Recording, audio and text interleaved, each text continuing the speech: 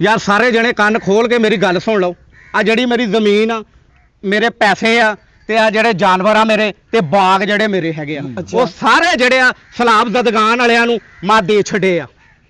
वो बेचारे घरों बेघर होए पए सीगे हैं, ठीक आ। ते मैं उन्हां नूं कहा वा चलो उन्हां दा भला हो जाऊगा, वो अपने अपने घरां 'च वस जाऊगे, ठीक आ। मेरे कोल इस वेले कोई चीज़ है नहीं गी सवाए 2 जानवरां तो, एक मੱਝ आ ते एक छोटी कट्टी आ।